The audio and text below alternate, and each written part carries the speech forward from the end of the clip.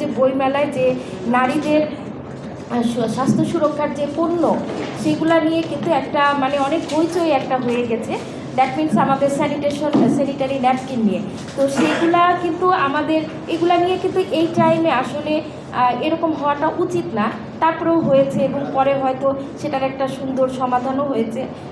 নারীদের মুখের যে তাদের যে অধিকার, তাদের যে কথাবার্তা, তাদের যে ভয়েস, এটার কারণেই কিন্তু আসলে এটা সমাধান হতে সহায়তা করেছে। তো আমাদের আরেকটা যেটা সেটা হচ্ছে যে মেল ট্রান্সফরমেটিভ ভয়েস কিন্তু খুব বেশি জরুরি।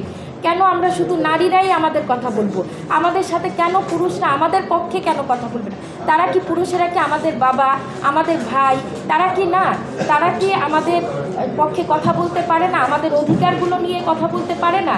আর আমাদের যেই অর্থনৈতিক যেই প্রবেশগম্যতা, এখানে কিন্তু এখন এটা মানবাধিকার হয়ে গেছে, মানবাধিকার একটা বিষয় হয়ে গেছে।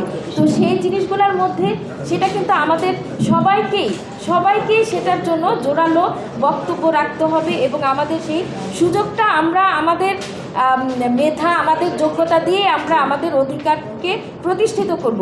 কিন্তু সেটার জন্য কিন্তু সকলের সহযোগিতা লাগবে।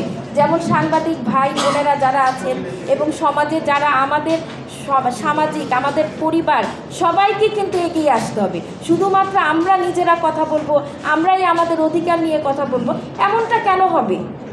সবাই কেন আমাদের সাথে জোরালো নিয়ে কথা বলবে না? এটাই আমাদের সবার কাছে প্রত্যাশা, যে সবাই যাতে এই নারীদের অধিকার নিয়ে, নারীদের এখন মানবাধিকার নিয়ে যেই কাজগুলা, যে কথাগুলা, সেগুলা যেন সবার কাছে পৌঁছায় দিতে হবে এবং আমাদের প্রবেশগম্যতা করে দিতে হবে।